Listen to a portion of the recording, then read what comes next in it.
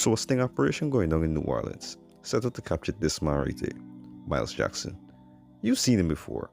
A Ramagore from Peaky Blinders, Game of Thrones brothel owner that taught them two women how to grind. Yeah, you know, very traumatizing stuff, or top tier going material. The FBI chases down Miles and his girlfriend, and they enlist the help of these two local police officers.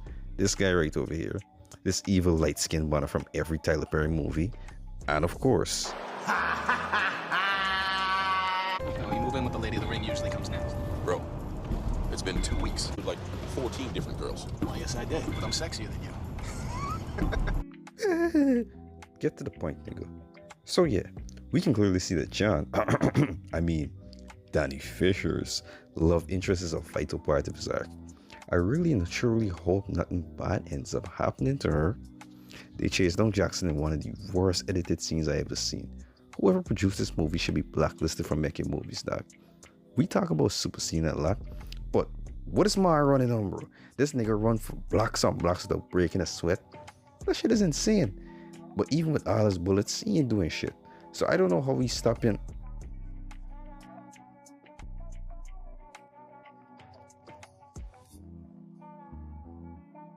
Oh shit, yo, forget the police force, dog.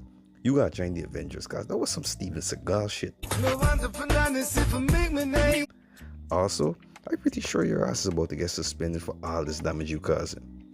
Confronting Jackson and the woman, he decides she stupidly decides to make a break for it. And unfortunately, she gets. Every step I take.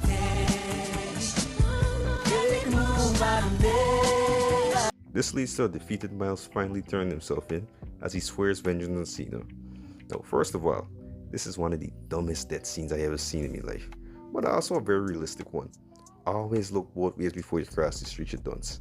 And second, if you want revenge on John Cena, you best go and join the line, cause he was like number 105 right now. Almost a year passes and Danny and I forget his band name. Let me go and check real quick. Let me see. Hank. A black man in New Orleans named Hank. Right. Alright. Yep. So yeah, Danny and Black Hank over here get promoted to detectives. Hank is loving his newfound celebrity after getting shot in the ass. His words, not mine. Oh, he shot me in my ass. In your ass? No one's holding my ass cheek? But Danny, however, is conflicted because he only got promoted after an innocent woman died. Yeah, I think that's what it's called. It's called a human sacrifice. So Danny there at home with the girl anyways, getting some plumbing issues sorted out. And you won't believe what happens next. He gets a phone call. Guess it's from who? Who's calling? This is Miles Jackson. How you been? Why the hell are you calling me? Say hello. So where are you? Close enough to smell Molly in the shower while you were taking your little nap. It's a real shame about the plumbing because I was really starting to enjoy the show. Bro, you way too calm right now to be getting a phone call from this man. This is an international arms dealer that escaped and he swore vengeance upon you. Like, John, please, I'm trying to defend you here, bro. Put a little bit more urgency in your voice when you're doing these lines, dog. Please, shut up. You killed the love of my life. No he didn't. She actually just run across the road and get knocked like a jackass. As a matter of fact, you were the person that told her to run across the street. The Miles starts to play a set of mind games. First by blowing up this car outside, and then he takes it one step further. Okay, you listen very carefully to me, Danny. It's our anniversary. I just took round one. The last time we met, you took from me what can never, ever be replaced. Yes, so as Miles just said, he just took round one from you. Why? For you see, the game has 12 rounds. Molly on her way to the ferry when she get kidnapped in broad daylight. And nobody see it? Okay, but not before her husband turns into Frank freaking Castle. Yeah, you go on, Cena. You keep causing havoc. You keep on committing a set of crimes in the city. I'm just teasing, Danny. Come on. Come on, where's your sense of humor? It's a game. What, you like games, don't you? Mousetrap, Monopoly, Naked Twister. Huh? Yo, Danny, you really don't too old right now, bro. You gotta get on this banner ass. Pause. So round 3 begins with Miles telling Danny to answer a phone in the city in the next 15 minutes near the last encounter spot. Bro, come on bro, at least give this man a chance dog. What the fuck? Also, you driving around a big city way too casually with a whole woman duct tape in your back seat. Like, while being the most wanted criminal. So what the fuck? Yo, this nigga hot as hell. Yo, anyways, Danny and Black Hank arrive in the hood and find a clue on the farmer graffiti. Fitting that Hank realizes that it's the current date. He doing better than Captain Wet Bread over here, but at least Danny knows well enough to know that the code means coordinates and not time. How the hell you know about this stuff, Danny? 8th grade geography, brother. Let's go. Speaking of brothers, the coordinates actually leads to his brother's firehouse where they evacuate everybody safely. Now, I don't know if it's because it's their firehouse and everything, but it's mighty fitting that they evacuate everybody immediately when they hear the threat of a bomb. But they ain't here playing ping pong whole day, and you brother house blow up, and I ain't see no fire truck more up there. Wow. So Danny and them find the phone in a Motorola shop. Holy shit, this movie over, bro. A Motorola shop. When last you see one of those? As Miles tells him the next round being on a fire that's happening at the local bank downtown. He really ain't want this man win by, hey, this is some messed up shit. Where you gotta use the phone to find 2 safety deposit boxes. Again bro, how is this shit fun if you ain't gonna make it easier for Danny to even come close to winning? Hank and the FBI look more into the kidnapping while Danny continues his game. Speaking of evil Tyler Perry niggas, Wood Harris's big brother, Steve or some shit like that, shows up to help them out. This is a WWE/Medea extended universe that we have been waiting on. I know I wasn't waiting on that shit. Danny ties the game at 2-2, but... Surprise! Sometimes victory's not all it's cracked up to be. 2 pounds of explosives packed inside one of these boxes. You now have less than 7 minutes to cross the 23 city blocks between here and the Nickel Street Wharf.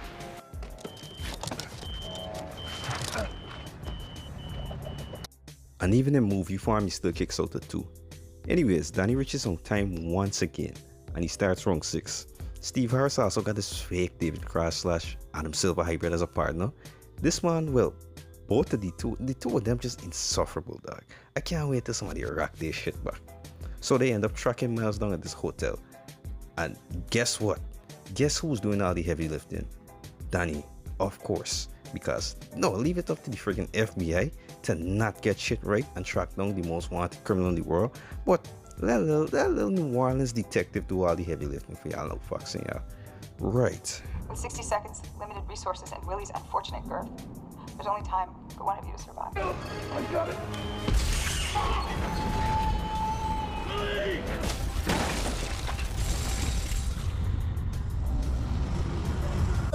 Every step I take. So Danny starts to get extra suspicious about this whole thing as the FBI tries to trace the cars from Miles. Y'all really believe that this man, who had the ability to set a fire to the bank, blow up this man's house, blow up a car, and all these different things, is not gonna be well scouted and be one step ahead of y'all? I mean, he's already shown that he can outfox y'all, so I don't think y'all realize this. I don't realize who y'all dealing with this exactly here, bro.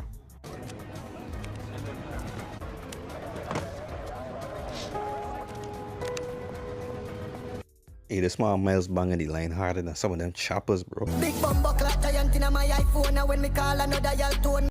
Danny finds clues to round 7 as Adam Copper over here starts randomly telling bro to stop. Stop. Stop. What? You couldn't even find Miles until he started calling Danny us now. Who the fuck is you to tell this man stop? Anyways, Miles tells Danny to meet him at some location in the next 10 minutes. But he's not the one driving, and apparently Molly in the car, so who's his cohort? Same Adam Copper? Somebody else? Black Hank? Or is it the 1991 Denver Broncos? He gets on the bus using some of his detective skills, and oh shit, it's Molly. Wait. Why she got on a hoodie and oh shit. Yo, this man here, this man love bombs, bro, I tell you. You two lovebirds care for a sit? Oh, well, look at this. Surprise, surprise. Testing 1. So Miles is comfortably sitting on a city transit bus, and I don't understand how this whole city can get shut down, considering the fact that the wanted man is on the loose, doing a lot of terroristic activities in this people's city. But hey, the FBI knows more than we do, right?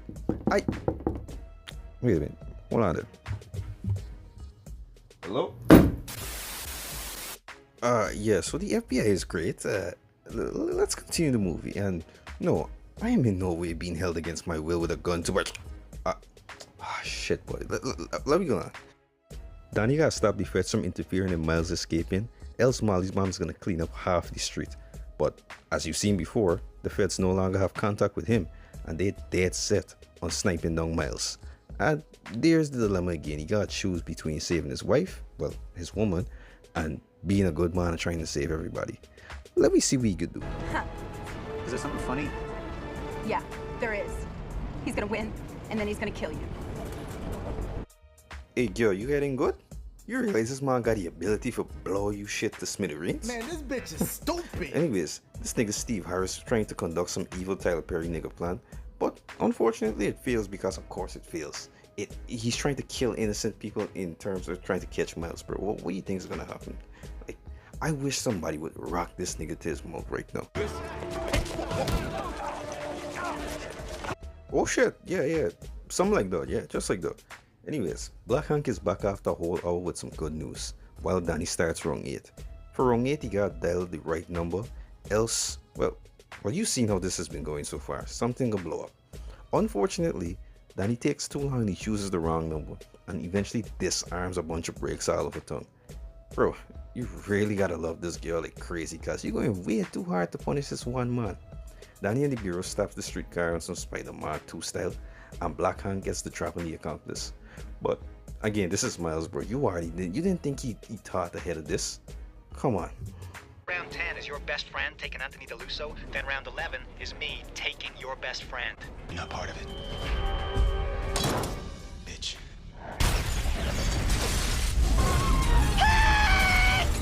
Finally, we at round 12. After blowing up houses, blowing up banks, blowing up cars, blowing up light-skinned men, Miles and Danny finally have their final confrontation. They figure out that, he was just using this "oh my god" excuse as a way to sneak out with all the money he was to make the night Danny catchy, including using Molly as a getaway pilot. Very, very smart. The two of them have the big fight until Miles reminds them that he's always one step ahead. But this is super stingy. The boy don't lose. Miles blows up. Steve Harris is probably crippled from the shot he collect. Good for your ass. And Danny and Molly get horny as some money falls around them in a pool. The end. Tell her turn me up, pop that for me. I'm a rich, come turn up right there on that money. And that was 12 rounds. The reviews for this movie essentially took WWE movies out to the cinemas and sent them straight to the bargain bin. But this wasn't really a bad watch, to be honest. In my opinion, however, the next movie in this trilogy, and yeah, I said trilogy, is a step up, and it actually builds on the psychological thriller. But we gonna wait a little while before we get to that. Ain't that right, Randall? Anyways, I can see y'all later though. Ready to do this?